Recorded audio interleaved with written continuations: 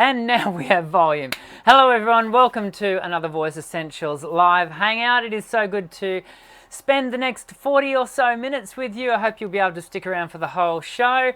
Of course, let us know where you're from, what country you're in. I see we've got a whole heap of people already jumping into the live chat, and it's good always to see you guys being respectful to each other and what have you. We've got Yuhui in Georgia. It's a very warm night over there at 11 p.m. You are up late, Yuhui. I always wonder if I'm saying your channel name correctly. I hope I am.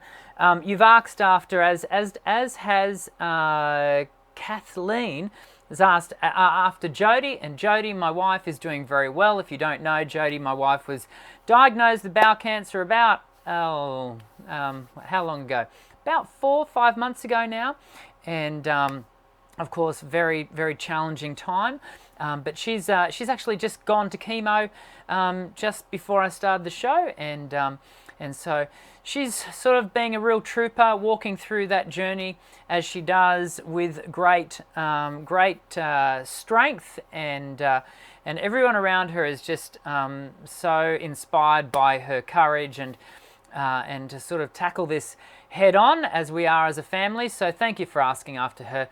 She is doing really well. Today we're going to be talking about the challenges that face beginner singers. I know a lot of you here at the channel are just starting out with your journey in developing your voice, and even if you're not, I encourage you to stick around. Maybe offer your insights and your experience in the live chat. Of course, if you're watching the replay of this video, firstly, thank you for clicking on the video, and I hope you enjoy the next few moments that we'll spend together. Leave your comments in the notes section below if you're watching the replay to let us know what your experiences have been. What have you done to overcome the challenges in the beginning stages of your development? But I've got six. That would be six. I don't have, that would be six. 6 things that we're going to talk through, 6 challenges that, and I'm sure there are far more than 6, and that's why I'm so keen to hear from you guys, but 6 challenges that I think every beginner singer faces, and so we're going to be looking at that. But of course, please do let me know where you're from. We've got Argentina, Franco. Good to have you. We've got Kathleen in LA, Irvin in Florida. So many people from so many places. Karen's just said in the Boston area it's about 1 degree Celsius. Ooh, that is cold. Well, here in Brisbane, Australia, it is 2 p.m. Australian Eastern Standard Time, and it's actually a little bit chilly here today. We've had storm warnings come through. We have these things called summer storms in Australia, certainly here in the southeast corner of Queensland, and they're quite ferocious. They come in from the west and sort of bucket us with a whole heap of rain, generally from now right through till February, March. So we are copping one of those at the moment, so it's a little bit dark and gloomy outside. But wherever you are, I hope you're safe and healthy and in good voice. And as we get into today, don't forget to leave your comments, your questions, I should say, for later in the show. But of course, because as you know, I always do my best to answer your questions. And we've already had one question about vibrato earlier on the chat that I did just see out of the corner of my eye. So make sure you leave your questions in the comments section. We always go through and answer a few of those. And so, without any further ado, let's get into the rest of today's show. Sound check. Check 1, check 2.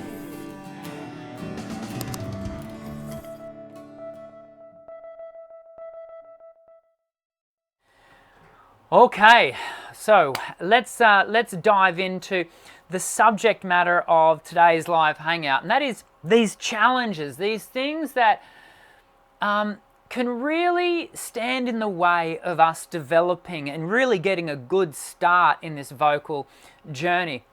Over the years, I've met many beginner singers who tell me, oh yeah, I tried this about 5 years ago or 15 years ago, and I just never got off to a good start, or maybe they're not even able to reflect the reason why they didn't get a good start. So for example, when I was a young warthog, when I was about 11, I started to learn piano. Within the first 3 weeks of learning to start, I had a skateboard accident and I broke my wrist.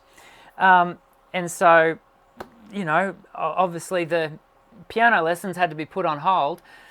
So my wrist healed up, and my parents finally got around to getting me back, and I think it was about 4 months later, and started again. And of course, Daniel, being the smart young teenager that he was, decided to go skateboarding again, and guess what I did? I came off again. I didn't break my wrist this time, I broke my hand. So suddenly I couldn't start piano again. And one thing being another in life, I just never got back to it. And so I had these moments in time, these hurdles of my own doing, that caused my development to be thwarted, and so I never got into it. And so sometimes that can happen with our singing. We're not going to be talking about the circumstantial things that can stand in the way of your singing today. What we're going to be talking through is some of those hurdles that I think we have to work through psychologically, and some things that I hopefully some ideas that I can, you know, offer you guys. And look, in the live section, in the live chat, make sure you are. I went over there. It's actually over. Oh, hang on. Where is it? Over there. There. That live chat. Make sure that you are, you know, encouraging each other as we go along. So let's dive into this, shall we, everyone? So the first hurdle that faces most beginner singers, and this would have to be it, is they're misunderstood. Now, what do I mean by that? I'm looking at that word wondering if I've spelt it correctly, but I think that is how you spell misunderstood? You know, when you look at words and you suddenly go, is that right? I don't know. Let me know if it is right in the chat, the live chat, everyone. I think that's how you spell misunderstood. With being misunderstood, you know, I always ask this question of a very beginner singer, and that is, what does your partner think of your voice? What do your friends think of your voice? What does your parent think of your voice? What do you think of your voice? And the reason I ask that question is in part to find out what the people think. I'm actually listening for this thought. Is there an encouragement? Is there support around this person in this process of learning to sing? Sadly, not all the response is not always that, yes, these people like my voice and they're encouraging me. Sometimes the response is, why would you want to do that? That's, you know, who do you think you are? That's, you know, what do you think you're Beyonce or something, do you? And so what happens is there's this misunderstanding, and in Australia we have this thing called the tall poppy syndrome, where people want to cut down other people who are stepping out and taking risks. It's a cultural thing, and maybe in your country you have a similar thing. Whereas we need people around us who won't misunderstand us in our journey of learning to sing, who will go, hey, good on you. You know, you should go for it. This singing thing, this is the birthright of every human being to sing. And so it's something that all of us should be encouraged to do. And so I find that, you know, if you find that you're being misunderstood, I encourage you to surround yourself and start listening to the encouraging voices. Don't listen to the discouraging voices. The second hurdle that faces a lot of beginner singers is frustration. So many people step into my studio for the first time, and when they first step into the studio, they come in with what could only be described as ignorance, or maybe they're just naive to how challenging this journey is going to be. I think, you know, if we were really to strip away everything, I think we would find that most people think of their singing as an activity that is going to, you'll have 3, 4, 5 lessons, and, how hard can it be, right? It soon becomes apparent to that person, to most people, that this learning to sing journey is going to take work. It's going to be a hard slog. It's fun, it's very rewarding, but nonetheless, it can be a real challenge. And so what can happen is when we're in that mode of adjusting our expectations, we can get a little frustrated because we're starting to be exposed. This is that second stage of our development, the developmental pathway that I've written about, and we've done videos before. You can check them out on the channel. Where that second stage of development, where we've got this idea of, how would we put it? It's the consciously incompetent. That can be a really frustrating stage because now you've been exposed to what it actually is going to take, and you kind of have a knowledge intellectually, academically, that, oh, okay, I need to be able to lift my soft palate, or I need to not have my neck throw forward while I sing and create, extrinsic muscular tension around my larynx. But yet I know that, but why does my head keep doing this? And it can be really frustrating. And so it's learning to adjust your expectations and quell that sense of frustration and go, do you know what? This is going to be a journey of time. And I'm not going to seek to circumnavigate the journey. I'm going to enjoy the scenery along the way. I'm going to enjoy the process. And in my studio, I am so passionate about process over product. It's not about what we do at the end, although that can be incredibly rewarding. It's about the process, that journey along the way, and trying to enjoy it. I think the old adage, as many of us would be familiar, is you got to stop to smell the roses.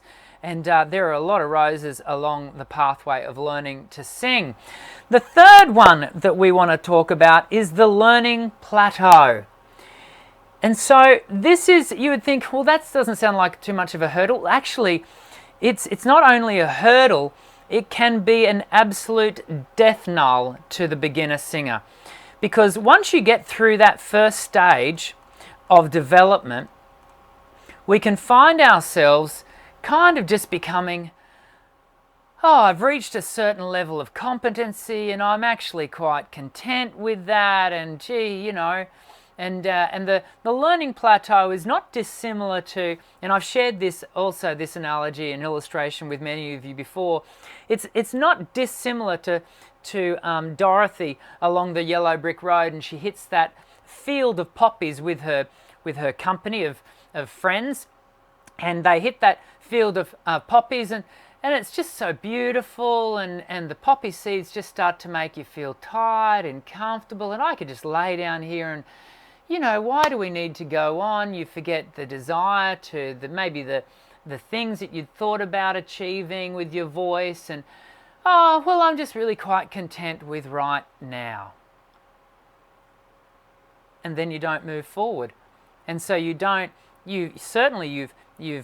overcome some frustrations and you've made some achievements, but the journey is not yet finished. And so that learning plateau can be quite deceptive. Another way we can think about the learning plateau is it becoming a frustration. In my observation, as a student learns, they have these moments of going up, and where they'll have a really steep climb, and then they have this plateau, and then they have another steep climb, and then they'll have a plateau. It's a matter of learning to appreciate sometimes the plateaus. So I think we can look at the learning plateau in two different ways, as a positive and a negative, as long as you don't, thinking about it from a positive point of view, that you don't, become frustrated that, well, hang on, I don't feel like I'm going anywhere. As long as you have a forward sense of momentum, you are definitely moving forward. Well, of course, Daniel, that didn't make any sense. Sometimes I do these live hangouts, everyone. I hear my own voice and I go, that was rubbish. Anyway, moving on. Okay, finding places to practice This is a big one. Yeah, finding places to practice. I cannot tell you how many of my students over the years, my new students, in fact, I think I had one even on Friday who said to me, well, just actually in my house at the moment, we've got visitors. No, in his particular case, they're hiring out one of their rooms as an Airbnb, and so they constantly have these strangers in the house, and so you feel awkward around the whole idea of practice. And I had another student at a time when her neighbour in the semi-detached house that they're in, or townhouse, their neighbour worked night shift. And she didn't want to interrupt or and that's understandable. We've all got to do the socially correct thing. There can be a whole range of reasons why we don't find ourselves practicing well, because we don't have a place to practice. And this can be, you've got to really approach this yourself. Make sure that you're not using what is a real reason to not practice as an excuse not to practice. Does that make sense? You're sort of like, well, I can't practice because, X, Y, and Z. Actually, that actually just serves my laziness. I just, I don't have to practice. Where there is a will, there is a way. And I'm not suggesting that you would need to go to the extent of hiring a space here in Brisbane. In fact, I think in many metropolitan cities across the world, there are practice houses, rehearsal rooms that you can hire. I'm not saying that you need to go to that length. That being said, many of us do go to that length for our health, and we go to, we hire out gym space to do our gym work. Maybe you have to go and hire rehearsal space. But that being said, I'm not saying that you need to do that, but I do encourage you to find, etch out that time where you can practice, and then build a practice space, a practice environment that is conducive to the way you want to practice. And so that is a good thing. Finding places to practice can be a real hurdle, because of course we do need to be practicing to be continuing in our development. Finding places to perform. Now, not every developing singer starts out with a desire to perform, and so this is not a challenge to every singer, even watching, joining in the live chat here, but it is a thing for many beginner singers, because you think, well, where can I sing now? My research, for those of you who don't know, my doctoral research was into contemporary worship singers. If you're in a church situation, you are very fortunate in the modern day, because the Christian church is a phenomenal place to develop the craft of performance vocals. Every Sunday, and in some cases Saturdays, you have the opportunity to stand and outwork and outlive the work and the practice that you've been putting into your voice. But if you're not, if you don't have a Christian faith, then it can be challenging to find places to perform. And so you've got to take the opportunities, and sometimes make the opportunities that you can. And here's the thing. At this time of year, there are so many awesome opportunities for you to perform. And in fact, I've just asked the question, I've just polled a question on the YouTube channel, and under our community tab, I've asked the question, where do you think you'll do most of your singing this Christmas holiday season? And so church was one of those. And last time I looked, I think we had 9 votes, and the church was winning. But that being said, there are community carols that you can participate in. And sometimes at community carols, there's the opportunity to even put yourself forward to do a solo, and maybe that's something you could consider doing.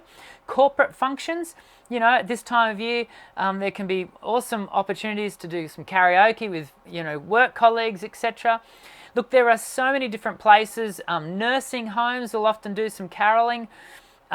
But of course, at any time of the year, just be proactive in seeking out those opportunities to perform, even if it means doing a house concert, which have become really quite a thing recently, where you have friends over and you perform for them. And if you've got good, supportive family and friends around you, then they will rock up with bells on and just love the fact that you are presenting to them, and they'll encourage you. And so finding that place to perform can be a challenge, but again, if you are proactive and intentional, you will find a place to do that. And finally, number 6. Yes, I had to even look at my own hands then to make sure I was holding up the right amount. Number 6, forgetting the joy of singing. This harkens back to number 2, the frustration of learning to sing. In fact, it probably covers many of the slides that we've looked at today. And that is, when you learn something, it can be all too easy to forget why you started to learn something. Why did I start to invest into this? Why, this is all getting too hard. And this is where I often have to say to singers, sometimes in a lesson I'll say, right, put the technique aside. We're not doing any more technique today. We're just going to sing. That's all we're going to do. Sing whatever you like. We're not going to make any judgment on it. I just want you to sing something that you're going to love singing, because you need to, over the next 2 weeks, this is what I might say to a student, over the next week, I want you to sing purely for the joy of it. That's your homework. And maybe this week, that is your homework. Just sing for the joy of it. What a time of year to be reminded of this at Christmas, when, we are, it's such a joyous time of year. And regardless, with your faith approach to Christmas or not, it's such a joyous time of year for you to just be in the moment and enjoy singing. I remember I've got so many wonderful memories of this time of year, singing and caroling. There's one in particular from my primary school years where we performed as a choir, and wow, it's just so, for kids, Christmas is such a magical time. Maybe you have a magical time that you kind of need to get back to and remember why it was that you started to do this thing called learning to sing. So there you go, everyone. I hope that's a helpful, sort of discussion for us to have had in regards to, the challenges that face us all. And as we go to our Q&A, I'm sure as I'm looking through our live chat, I'm going to be able to see many of your comments, which has been going, as it always does now, doesn't it? Just going gangbusters with the comments, which is fantastic. And your thoughts about what are the challenges facing us as beginner singers.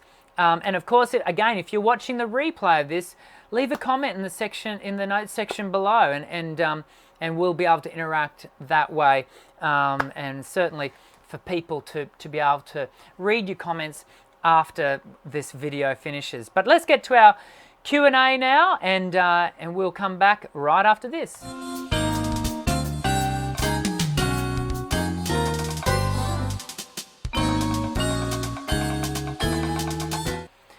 Okay, so it is time for us, just checking that I don't have any audio going on over that, which, as if you guys have been watching this long enough to know that I make that a mistake occasionally.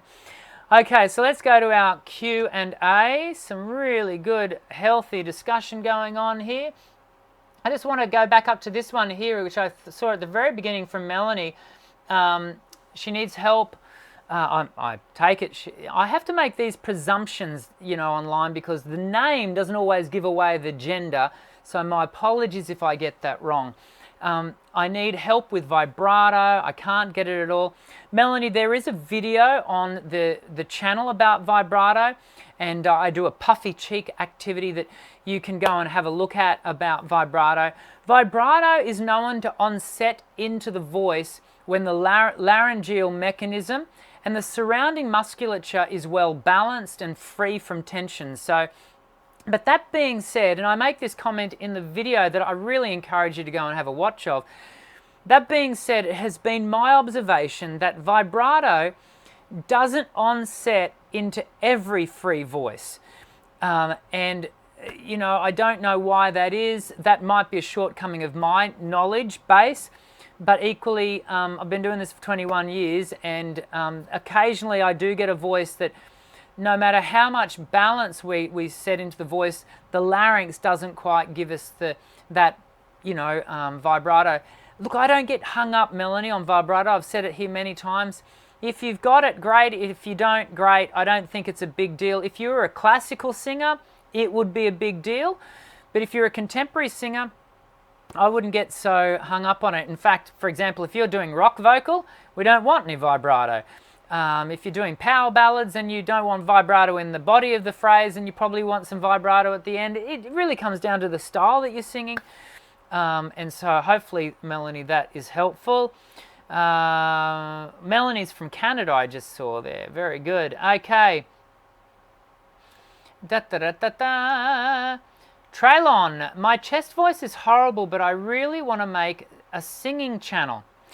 When you say you want to make a singing channel, Traylon, I talk to some students quite regularly about, this, and this is going to sound a little weird coming from me, given that I have a learn to sing channel.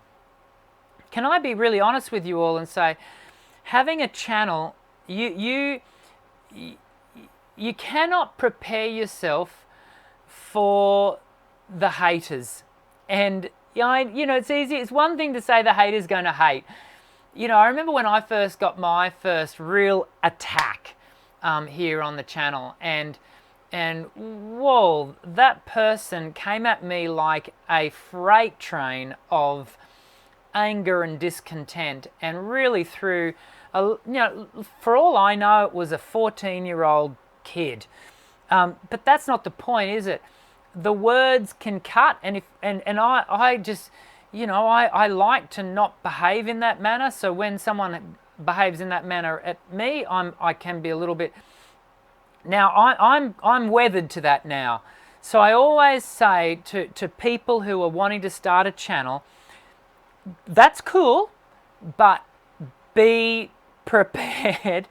It can get hairy and a little scary, and it can be hurtful. So, if you're going to start a singing channel, just be at a place in your development that you are ready and you have a solid enough foundation in and of yourself and in your technique and in your voice.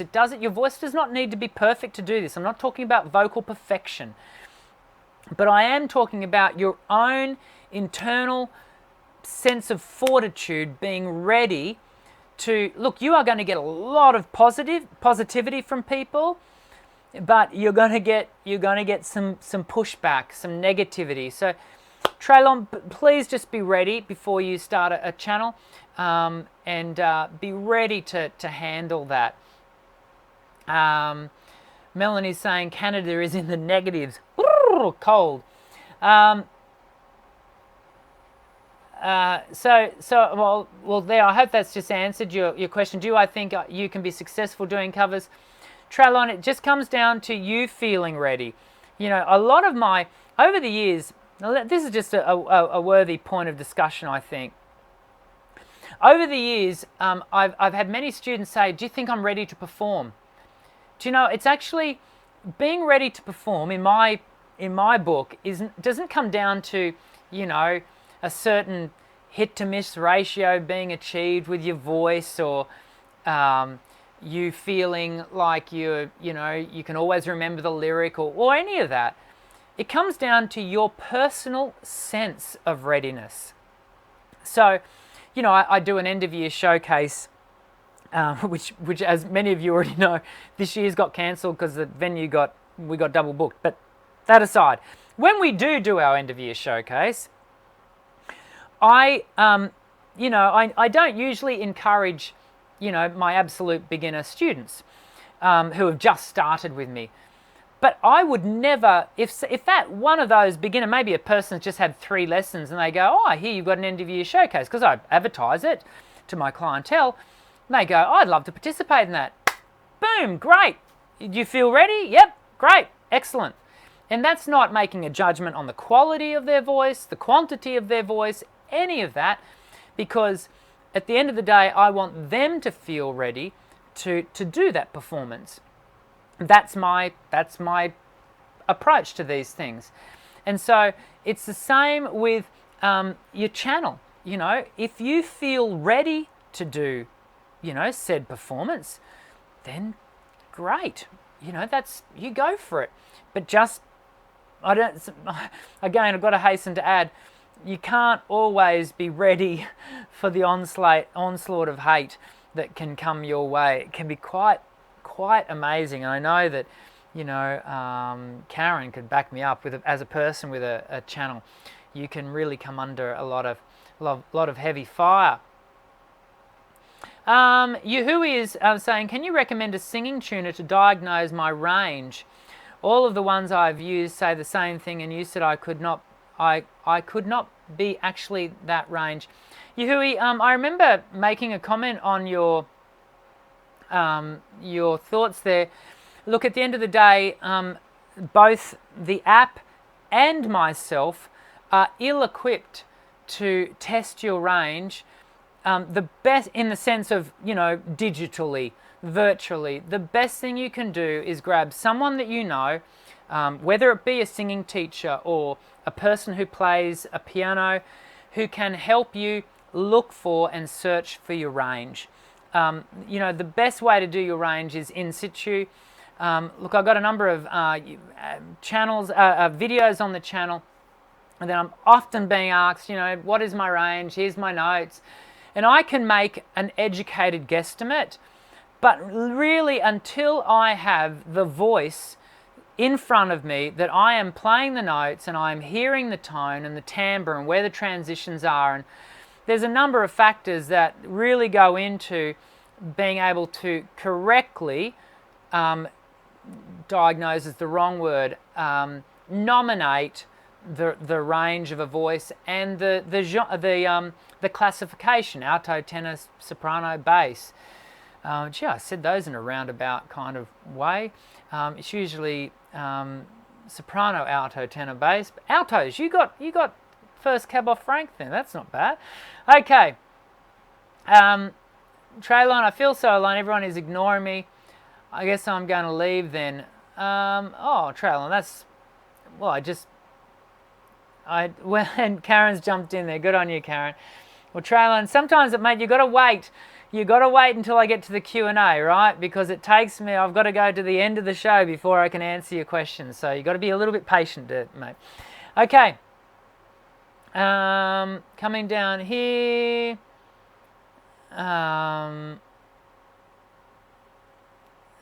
So some good discussion going down here. So Franco, I've been taking singing classes for quite some time. Already I wanted to know what you think about my technique and how would you help me. Well, Franco, the only way to do that is for me to have an online singing lesson with you, which I do online singing lessons. You can jump onto my website, which is djarts.com.au, djarts.com.au. All the links are in the notes section, the description section below this video, and you can jump on and you can certainly sign up to a lesson, because I can't give you that feedback without hearing you and seeing you and making some comments around that. Could you help me giving some tips? Well, Franco, I've got a YouTube channel full of videos, nearly 300 videos. This will be 297 videos. This video is 297. We are going to get to 300 videos before Christmas this year. So there are plenty of free singing tips over on the channel, which I encourage you to go and have a look at. We're nearly to the bottom of our commentary here. This is actually, Dr. Dan, to be honest, Christmas is also very stressful for a lot of people, so indulging oneself in singing is good to de-stress. Great comment there, Linda. Yes, it is a very stressful time for for many people. And hey, look, that's a really great opportunity for me to encourage you that, look, if Christmas is a stressful time of year for you, if it's a lonely time of year for you, please find yourself. There are so many community groups who are just so keen and willing to spend time with you and to help you not feel lonely and not feel stressed at this time of year. Some of them are Christian church groups, some of them are atheist groups. It's irrelevant as to the type of community group, as long as you're not alone at a time that you don't want to be alone. And so if that's you, make sure you seek out, be proactive in, not spending Christmas alone if you don't want to, because there are plenty of groups that will do that for you and with you. Is there any hope? Andre, hi, is there any hope to be able to sing nicely having scarring on the vocal folds? I had polyp removal surgery in 2013.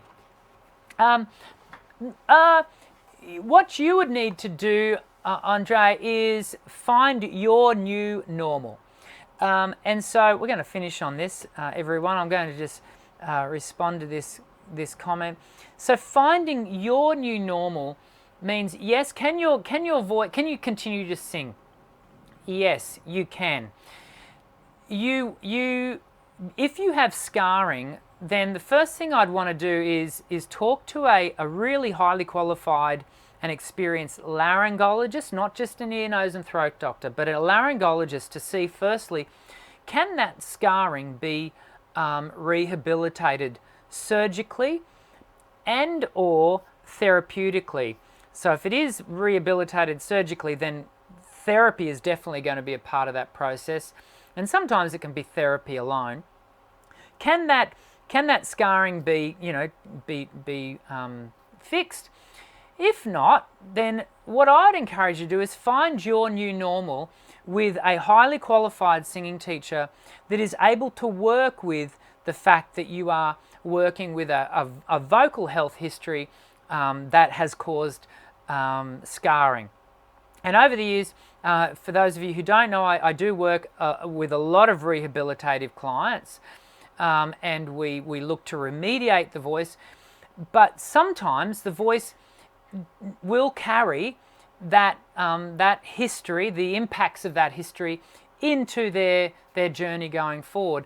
And in those moments, we just search for the new normal. What is that new balanced normal that we've got to achieve? Certainly, our main aim is to achieve a clear core tone that doesn't give evidence to any history of vocal health problems. But sometimes it will. And so we go searching for, okay, well, what are the new parameters of my voice given the history? And that's where I always say, look, you can still sing. It might mean a limited range. It might mean it can mean a whole range of things, and it's really specific just to you personally. And so I hope that encourages you. Vocal damage and what the textbooks these days are referring to as disturbed voice. I don't know. What do you guys think of that term? It doesn't stick with me. But anyway, a disordered voice is something that can be really challenging, but you can work through it. Well, there you go, everyone. Another live hangout. We've come to the end.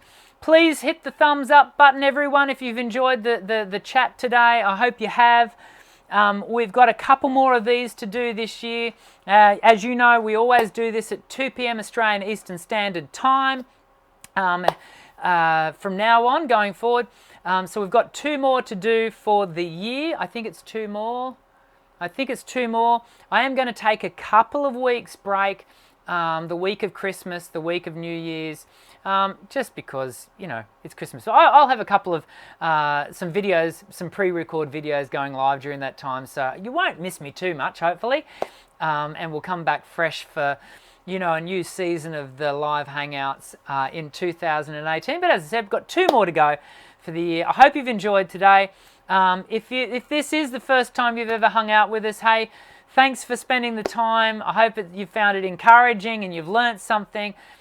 Please hit the subscribe button. Join our ever-growing community of singers from across the globe who, just like you, want to raise their voice in song. When you hit that subscribe button, hit the white bell icon, because it's the thing that's going to make sure YouTube remind you or let you know, notify you that we're going live. But until I see you in the next Voice Essentials video, I'm Dr. Dan. Sing well.